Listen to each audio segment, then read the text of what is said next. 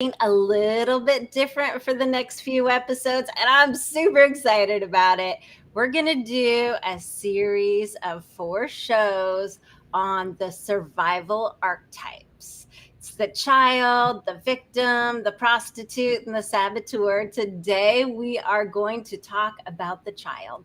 The thing that's so cool about these 4 archetypes that we're going to talk about is that we all have these. This is why Caroline Wallace and I have decided to talk about these 4 because every single one of you has it.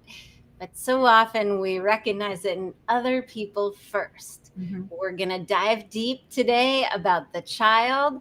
But first, before we do that, let me give Caroline a chance to introduce herself and tell you all exactly what it is that she does. Well, my name is Carolyn. Thanks so much, Genea. And I am a certified archetypal consultant. And one of the most important things I want to say today is I am certified through Carolyn Mace's program called Sacred Contracts, that's also based on her book, also called Sacred Contracts. And she's the one who created this idea of the survivor archetypes that we all have. So I just want to give credit where credit is due before we start. I am certified in her program, and I'm certified to teach her work. Awesome. It's funny. Just last week, one of my clients sent me like, have you seen this book? I'm totally into it. I'm reading it. And I had to laugh because I know that we were going to do. And it was Sacred Contracts, huh? Yes. Wow, that's a coincidence, huh? Yes. Yeah. Everything is connected, interwoven somehow or another. So today we're going to talk about the child. And I know you all have had that experience where you're dealing with somebody, you're like, oh, I cannot believe they're acting like such a child. They're 35 years old or 55 years old or 90 years old. And they're acting like they're 5. And there's a reason for that. Yeah, we get these patterns. Well, survival archetypes were created because somehow we have to survive our childhoods, right? And so we learn these skills that are actually pretty good for kids to get through their childhoods. But then when we keep the patterns throughout our lifetimes, that's when they start to trip us up. So what we want to do is become very, very conscious of what we're doing so that we can stop behaving in old ways that do not serve an adult anymore, right? And where we can step a lot more into our power than we've been previously doing. And sometimes it just takes people understanding the language around it to be able to make that shift. Yeah, sometimes just having the language to define your experience makes all the difference for the energy or the emotions to actually move. Before we dive deeper, though, I would love to know and for you to share with our audience, why is it that you work with the archetypes? Like, what was it, or why is this work so important to you?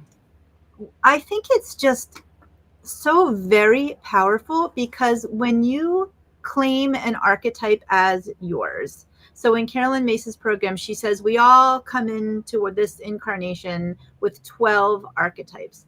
And when you really put the effort into figuring out which are your 12, so the 4 that we're going to talk about in the next few sessions are the same for everyone, but then there's 8 that are different for everyone.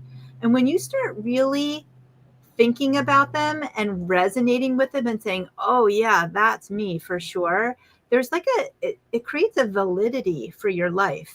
It creates kind of a place where you're like, oh, that's me. I don't have to hide this part of me anymore. Like I have the hermit archetype, just for example, it's one of mine.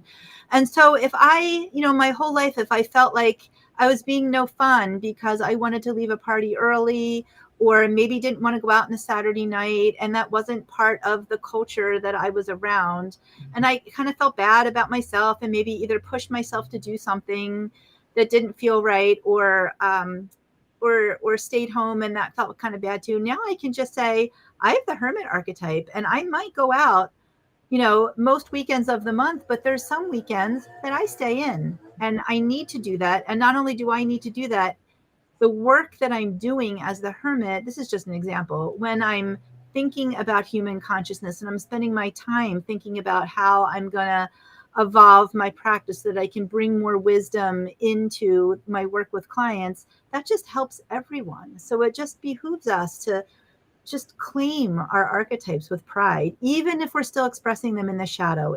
That's okay. Well, and that's such a big part of being the wolf, right? Being who you truly are. Right. So collecting your archetypes and really being able to resonate with the parts of you and what you need for you to operate as your best self, what you need to be able to, when you are your best self, when you're the fullest expression of yourself, you actually give back to the world in such a Exactly. powerful way. You can be so confident in it. And then once you're so filled with your own, not self-importance, but your own identity and confidence, and can then move forward. Yes, we have so much more to offer people from that place. Absolutely. And that's such a big piece of it, right? Your identity, who you think you are, is a big part of who you become.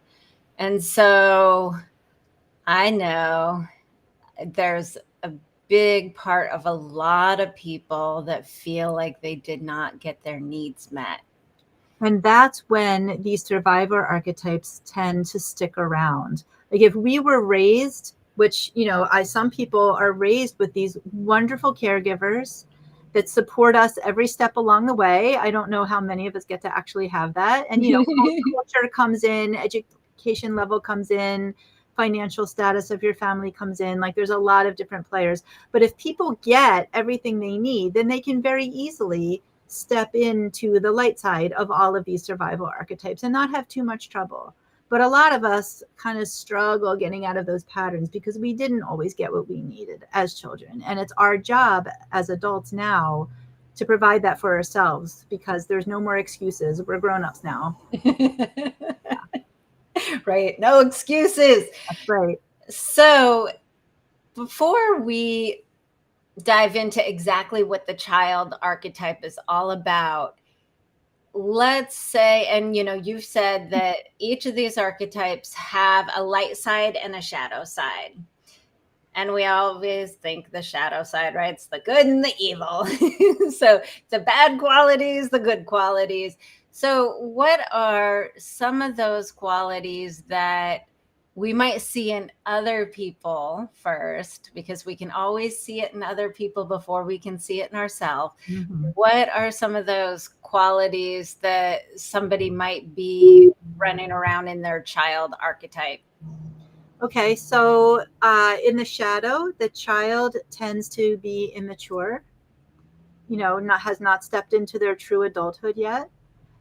You might see a grown adult having a tantrum if they don't get, if the server at the restaurant doesn't get their order right, like having a big tantrum. Like that's it may be a couple of other things, but that's like the child having a tantrum, without the ability to self-regulate and to have compassion for the other person, which is kind of where we're headed, but that person isn't quite there yet, at least not in that moment.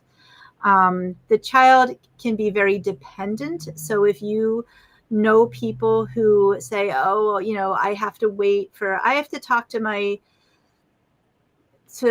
or I don't know how to do this, so I'm just not going to do it. I don't know how to start a podcast, or I don't know how to start a business. It's too big of a job. It's like the sense of disempowerment, and I don't know how. That's like the child archetype coming through in the shadow. Or I have to have, my husband or my partner or my wife or someone help me with this. I have to wait until I get that help before I can do this thing. And sometimes that's absolutely true, but sometimes it's a pattern of dependency that you really want to watch if that sounds like you, maybe, or someone that you know. Children in the shadow tend to compromise themselves a bit. And here we may be getting into a little bit of the prostitute archetype, but they really, really want to belong, because a child who maybe is cast out from their tribe or their family is not going to survive very long. So it behooves a child, really, like a true child, to work on getting the culture right, getting the norms right, so that they don't get cast out from the tribe. So they want to belong. As we get older, if we still stay stuck in that, we're not coming into our full maturity as an adult with our own thoughts, our own way of doing things. We're not evolving our consciousness and being, confident enough to say, actually, I kind of disagree with whatever my family of origin taught me here, and I'm going to stand on my own 2 feet and have this other thought, this other thing over here. That's part of the child's evolution into more of an adulthood. And as the child evolves, we call her more of a sovereign of her life, where she can just stand in her own adulthood, in her own maturity, in her own independence, and move forward a little more that way. She gets Ability to self-regulate your emotions without going into a tantrum. That's important too. It's funny. So, okay, of course, I'm always going to think about my own life when we talk about these things. And of course, because I'm a career empowerment coach, I think about work and how these things show up in work.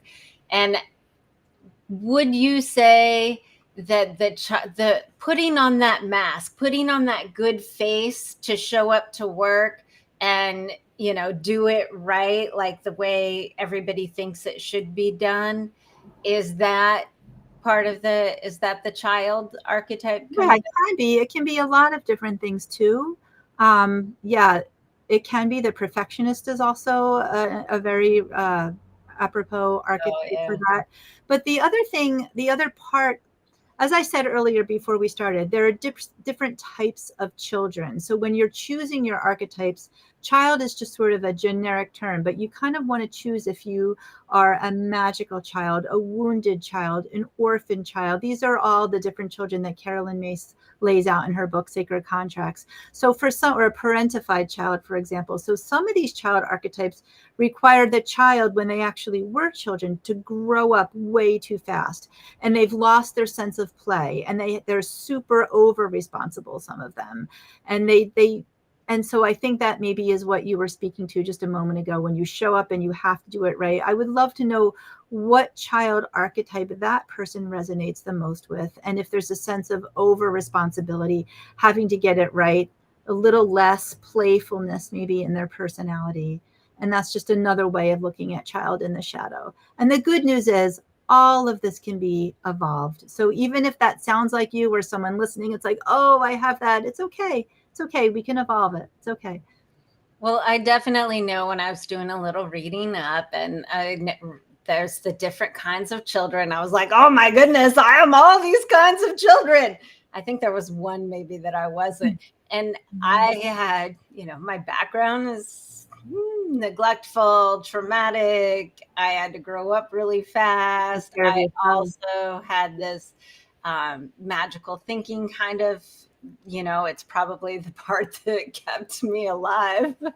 Probably was, yes. And so we talk about these ways that we survive. And so, like, okay, can you tell me a little bit about the wounded child? And then I can maybe add some story of mine to, I think we all understand when we have examples a little bit more. And I think the wounded child's a big one for a lot of people. Would you say? It is. I think it's the most popular one. The wounded child has some kind of wound generally that has happened from the caretakers, whether it's your parents or whoever took care of you when you're young. And the wounded child as an adult kind of goes through their life thinking, well, I can't have this thing because of what happened to me in the past. And the blame is always on what happened to them in the past. And oh my goodness, I can resonate with this as well. I have done that many, many times. Like, oh, I could never have a big, brilliant career because of the anxiety that came from, the bullying that happened in my childhood, whatever. And so what has to happen for the child, the wounded child, to evolve to become the sovereign in her own life or his own life, is to bring an element of taking responsibility for their wounds, even though they weren't responsible for putting the wounds there. They are responsible for healing them now. And the other piece is to bring a sense of reconciliation. I mean, part of me wants to say the word forgiveness. A lot of people don't like the word forgiveness, which I get. I totally get that. But to somehow reconcile and be present to the fact that the people who harmed us in the past also had their own patterns, also had their own things going on, and sort of taking things as a whole and saying, maybe there's no one really to blame here. Maybe I just need to start becoming the person who I want to be now. Does that make sense? Yeah. Yeah. Well, it's, such a big piece of it is we can't change what happened in the past. I mean, there's no ifs, ands, or buts until somebody invents a time machine that works. We can't change what happened in the past. And if we can't change what happened in the past, do we want to stay in that place of being the wounded child? It's interesting for me personally. I was definitely hyper independent. And then I would, if I got into a relationship, if I got into a situation where I was in love and I let myself actually be in love, then all my hyper independence would break down and I'd become totally codependent. Ah. This was past Genea. Yeah. And then even later, as I started going to therapy, I did like 10 years of therapy and I started uncovering some of the wounds. And I'm like, oh my God, I have mommy issues that I just didn't even know. And like, how could I not know now that now that I'm on the other side of that? Like, how Yeah. could I not know? My mom would take off for days at a time and I wouldn't know where she was. Wow. There was somebody to care for me, but I didn't know where she was. So I still had that feeling of abandonment. Mm-hmm. So I know that as I started to unravel and become more self-aware, I totally slipped into more of that place of feeling like blaming Mm-hmm. her for all of my problems. Mm-hmm. Mm-hmm. It also sounds like you have some of the abandoned or orphan child in there too, Oh yeah. which I know pretty well myself. And the with the orphan child, when they become an adult and they haven't healed their wounds, it's the issue of belonging becomes so very important. So I can see how when you maybe got into relationships and you fell in love, the belonging was so important that like all of that independence kind of went by the wayside, because that was such an important need that that young child had at the time. So now as an adult, what you probably have already worked through brilliantly, it seems as though you have, what's there to move away from? Is there to move away from either hyper independence or too much dependence? There has to be a balance, right? That's what Right. the child who's coming into her sovereignty understands, that there's a balance. So you want to move more toward that balance. You don't want to say, I don't need anybody, because that's just not realistic. And you want to say, I can't move forward without being completely enmeshed with this other person, because that's not realistic either. But finding the balance. So you want to move more toward balance and healing and being as mature and aware as you can, so that maybe if you do want to be in a relationship, you can bring that whole, healed, balanced self to a relationship now, instead of like the fragmented part of you. Well, and the way this really showed up for me in work too, when I had a job that I cared about, I gave it my all. Like Mhm. I did everything above and beyond. And it was like I had to move heaven and earth to make sure that I was not fired, to make sure that I was not let go, to make sure that I was indispensable. Yeah. And so I sacrificed my personal life, my well-being, my health, all of those Not be things abandoned, right? To not to be not be abandoned. abandoned. Yeah. So if you're moving away from that now, what is a more healthy way to move toward? Like, what would you do now, or what are you doing now? How would you handle that same situation if you were going to move more into your sovereignty and grow up that child a little bit? So now it's a balance. I mean, for me, it's like I work with people to create that work-life balance. This is such a big piece of it, is to know that your work is your work. It's only one facet of your life. Your Okay. relationship is your Mhm. relationship. It's only Mhm. one facet of your life. And, I think all of us, when we're wounded in one way or another, we swing from pendulum way over here, all the way to pendulum way over Mhm. here, and we spend very little time in the middle. And so the work that I do with people, it's really kind of bringing together those inner conflicts so that the swing is more like just a Good. little swing. Good. And then when there is a trigger, right, which will inevitably happen, a trigger that might really like entice us to go back into the orphan child, or become hyper independent, which however it works. So you're better able to manage. Like, is there a trigger that you can think of either in your employees or in yourself or as your past self that you really had to watch for to make sure that you weren't swinging too far one way or another? Well, now what I look for, it's really simple and it's going to work with all of these archetypes, is do I feel safe? Mm-hmm. If I find myself sliding into actions that are evidence that I do not feel safe, then Good. I've got to stop and do some nurturing of some sort to Mm-hmm. make sure Mm-hmm. that I feel safe. So, if I am not going to bed on time because I am working until, I don't know, midnight when I'm trying to go to bed between 9 and 10, that's a sign that I'm not safe. Good. Especially if it's like a deadline, if there's not a deadline that's like the next day, right? And a deadline indicates that I'm not safe if I haven't like balanced my time.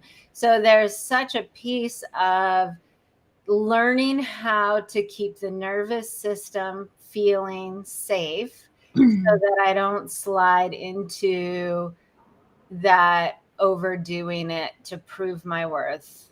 That's just so beautifully said. So your intention then is to keep your nervous system balanced. I mean, I'm sure there are other intentions too, but that's a good one. Yeah. So it's you have some kind of a daily ritual, daily practice to make sure that your nervous system stays balanced. So keep that balance. Well, I do. I mean, my daily routine, I wake up, I meditate, I do some writing, and then I go get a coffee, go for a walk in the park. Wow. So you have a lot of them. So writing, meditation, and walking. Yeah.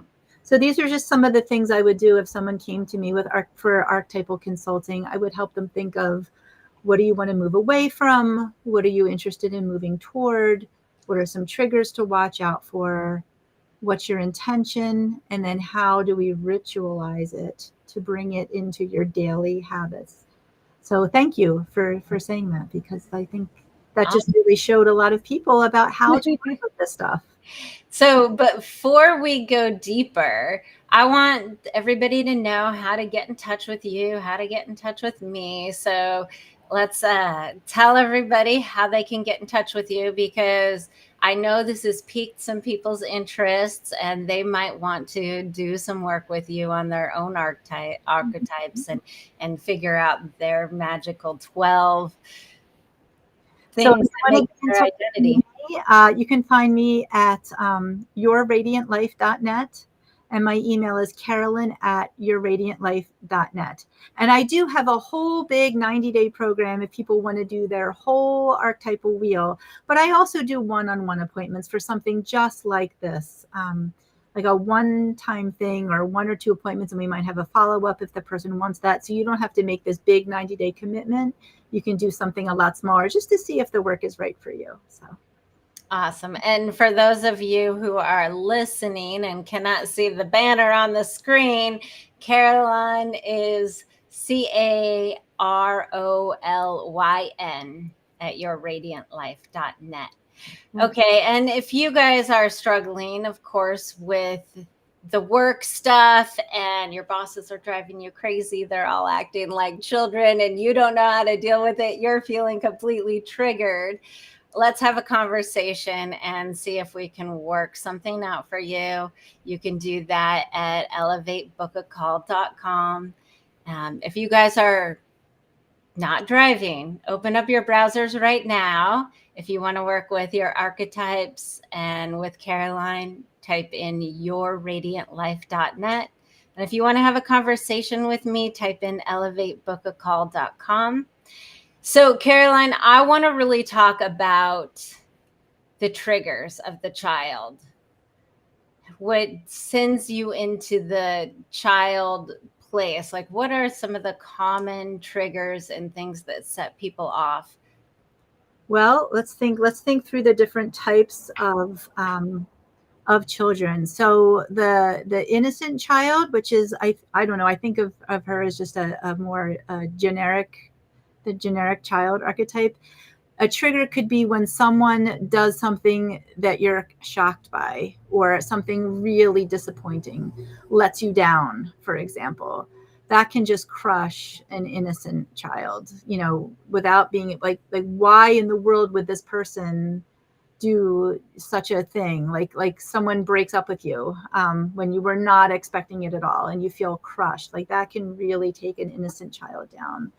For someone with the orphan child archetype, it's not being invited to the party, not belonging, feeling like they don't belong, seeing the party happening 2 days later on Facebook when you weren't invited. That can be a trigger for an orphan child. And for a wounded child, just kind of getting that wound reactivated. And I think exactly like you said, oh my gosh, there's a deadline. That's not safe. Let me overwork to make sure that I don't get cast out. I'm going to be over responsible about this and make sure I meet my deadline 5 days ahead of time. Yeah. Okay. Yeah. And what about you? What's your typical child that shows up? I tend to resonate most with the orphan child, and the whole belonging piece is huge for me. Yeah. Yeah. Yeah. It's I know with my clients, the belonging piece is so huge, so much as we peel back the layers. It's, I don't want to be alone. Yeah. Yeah. And it's just the feeling, well, in my past, of course, much more than now, but the being like, not having the friend group. You look around and see everybody else with the friend group and you're not in one. I mean, this was like from way back in high school, my high school days. But as you heal that, as you start having confidence in yourself, you start to be able to see your own role in some of these situations. And then you start creating your own belonging and your own authority in your life. The sovereign, as you move out of the child archetypes and into more of a sovereign piece, which is what we're looking for, that balance, you kind of belong to yourself and you belong to your own authority, and you don't let other people define where you belong and where you don't. You own that for yourself. So, what does it look like when we're moving from the child, say the orphan child that needs to belong, to the sovereign child? And I know this is a big one, I think, for people who are doing a lot of work and leveling themselves up, because those people that you used to resonate with, they don't click the same way anymore. Yeah. And so there's sort of this dead zone in between, where before you found the new people you click with and you're not really in alignment with the old people. So I think that's a big one, like moving to that place of sovereign and feeling like you're okay on your own. Is this kind of what it's Yeah, about? I think this is absolutely, and Carolyn Mace talks about that. I think in one of her video lectures, she talks about the spiritual growth is sometimes you can feel like you're on a train and your train is moving along. And sometimes when you get to a certain stop, some people have to get off your train. They just have to get off because you're moving on. And some people are going to have you get off their train. So that happens too sometimes. And so, as you go through these stops toward better leveling up, you said better versions of yourself, Some people get off. You might be riding with an empty train for a while, and then the next stop, some really new, wonderful people are going to get on. So just hold on for that piece, because that's going to happen. And you said something that's really important there too, is like you're going to let go of some people because they're not in alignment, and other people are going to let go of you. And of course, that's going to trigger the orphan. It could potentially trigger the wounded child too. It Um, could. and yeah, I know from my own personal experience, I had some really big heartbreaks in my life. My best friend of 15 years stopped talking to me. And years later, like just off of one thing, I stood up for myself, right? Or in my mind, I stood up for myself, and I had never stood up for myself in that way. It was like I needed something, I asked for it. The person didn't follow through, and I got upset, and I stood up for myself, and then they stopped talking to me for ever. But later, she told me that she was also going through a really rough time in her life, and she just couldn't handle my need. And in my mind, of course, I thought, I'm not needy. I don't ask anything from anybody because, right, I was that hyper independent swing of the pendulum. Like, I don't know. I needed to sit with somebody and be quiet with somebody who cared. That's all I wanted. It's all I needed, which is a very tiny thing to ask.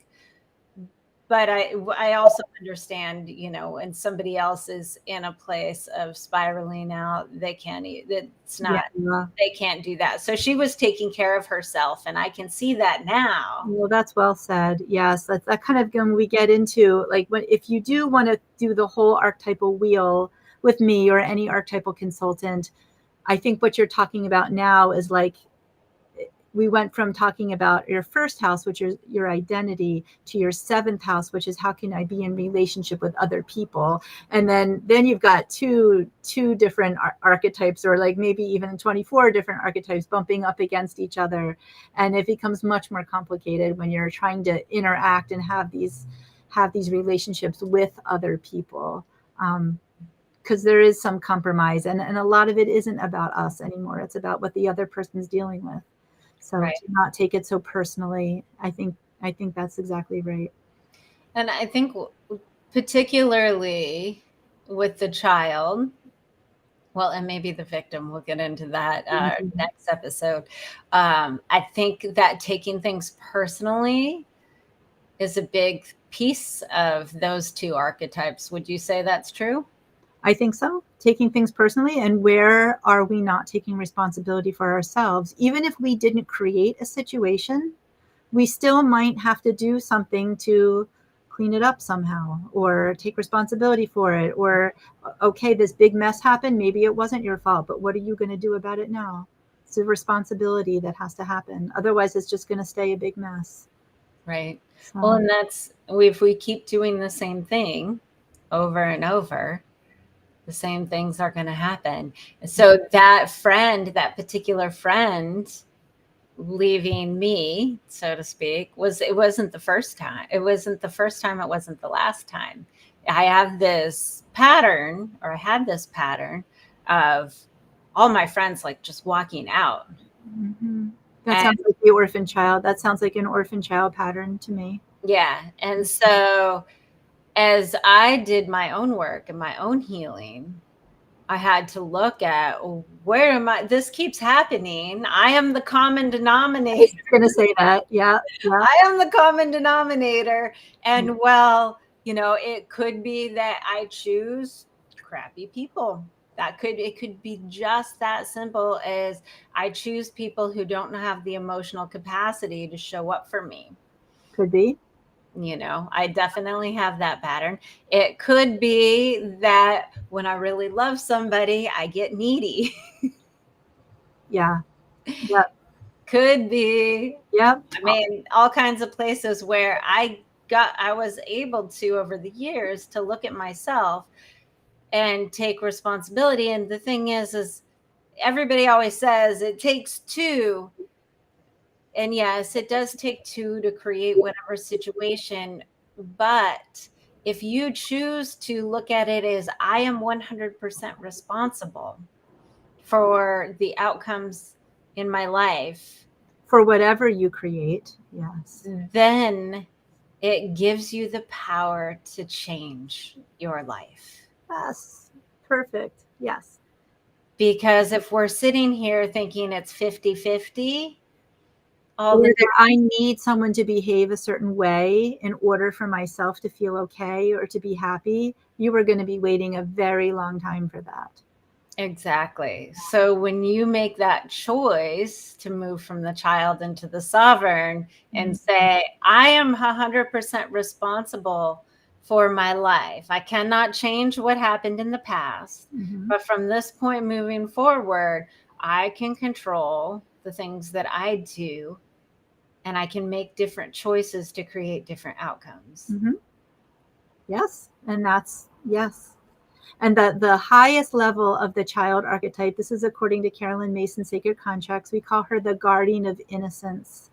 And the guardian of innocence has kind of owned that sovereignty, owned the fact that she can protect herself, she can take responsibility herself, she can make those changes that she needs to make. And she kind of holds all of that. But then some of the innocence of the child can come back then because she's so clear. And we're going to talk about this a little bit with the victim too, and the highest level of the victim. But she's so clear that she can take responsibility and protect herself and be a mature adult in the world, that some of that playfulness then can come back and some of that innocence can come back, and she can just have this presence and enjoy life again like a child would. So it's like this whole full arc of how these archetypes work through all the different layers of consciousness. And I can speak to that really clearly because my life, like before my big trauma that happened when I was 4, and those that you've been following me for a long time, you know what it is. But before that happened, I was this little ball of joy. And before that happened was like the last memory. I mean, not anymore, but a number of years back, say 10 years back, it was the last time I could remember feeling pure, unbridled joy. It was me with my best friend Carl. He was an adult. He was a Vietnam vet. And he would play the guitar. We would sing songs. We would throw magical energy balls at the willow tree. And just when I finally was able to access those memories and I could feel that pure joy and light, it was purely magical. And it was, we're able to bring those back as an adult. and it was part of me that I completely shut down up until, I started doing all of the healing work.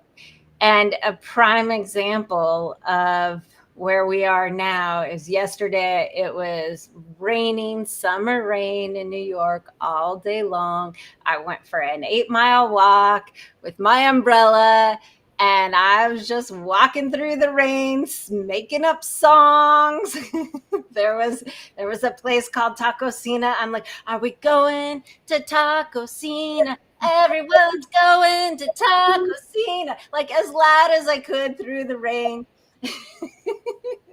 Good. That child was delighted. Where you get to have those pieces of the piece of the child that is brilliant, not the part that doesn't know how yet.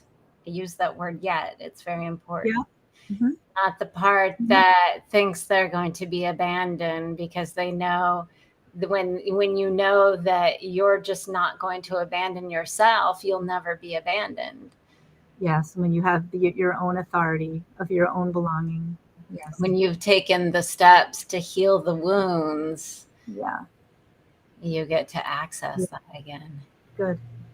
And that's what therapy is good for. I am also a therapist, but I'm not, as an archetypal consultant, it's different from therapy. So if people have not yet worked through those deep childhood wounds before they come to archetypal consulting, I would love for them to do some work with a therapist first, because archetypal consulting is not the same as therapy. I just want to put that out there.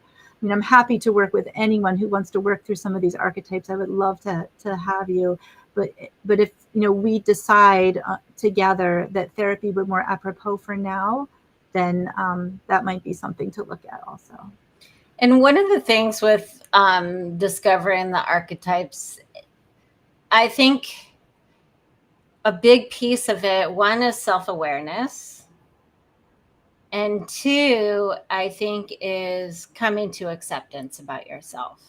Yeah. Yeah. I don't think you can do archetypal work without a high level of self-awareness, because you have to choose your archetypes. You have to know who you are to do that.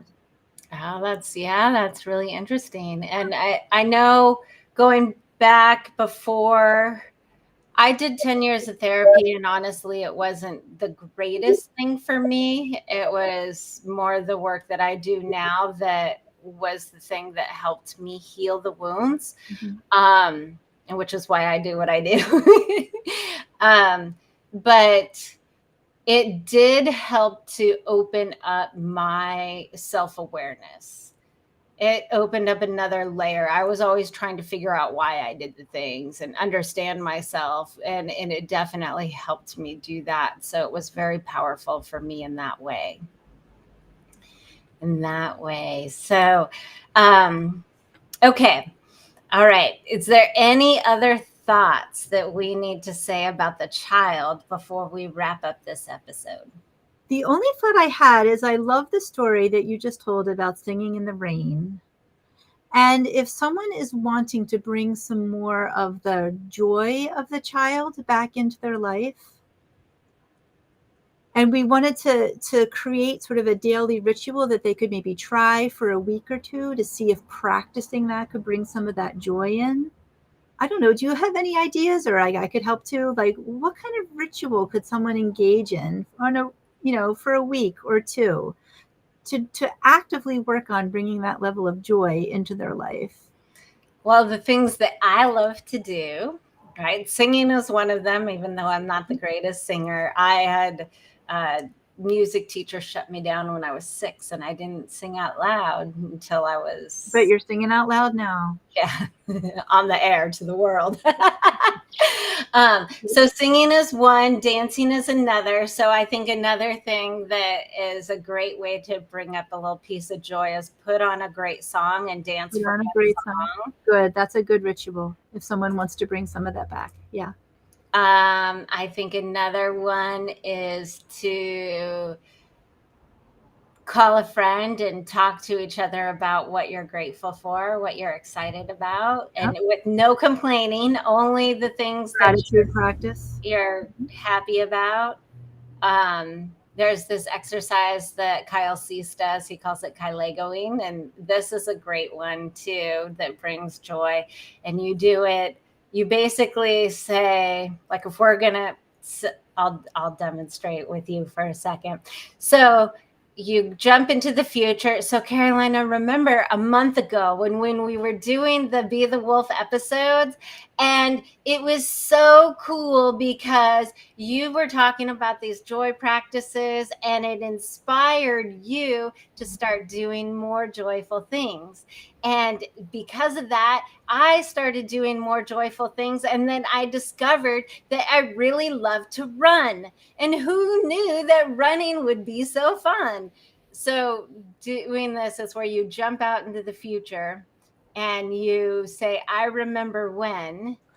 You just start to talk. And what it does to your mind is it gives your nervous system the sense that it's already happened. So it's a way to help create joy. So I could have also said, I remember when I found that music teacher, and he went and I learned how to sing actually better. And so then it made me even more empowered to sing out loud wherever I was.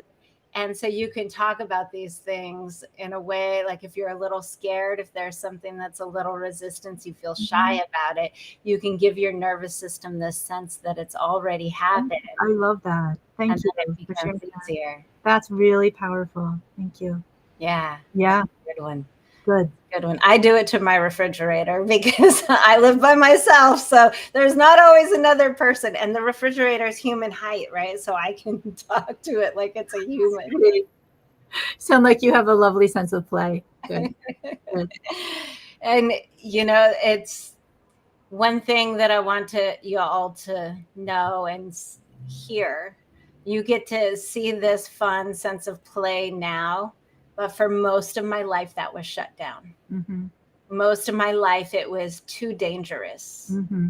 It was too scary for me it was dangerous for me as a child, physically and emotionally, but those wounds carried forward, and it was difficult for me to have that sense of joy. Even access it. Yeah.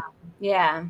So, such a beautiful example of what can happen when you work through that child. And thank you so much for sharing so much of your story. Thank you. Yeah. All right. So now we're going to wrap this up, but remember, if you want to work with Caroline, open up your browsers, type in yourradiantlife.net. And remember, everybody, we're going to wrap this up, but remember that we have more episodes coming. So stay tuned. If you are watching right now, we're going to take a short little break and come back, and we're going to talk about the victim. And if you are listening, you have to wait until next week. So, Carolyn, thank you for being here today. And remember, everybody, when we feel good about who we are and what we do, we create joy and elevate humanity. We'll see you for the next episode of the Archetype series. Thank you.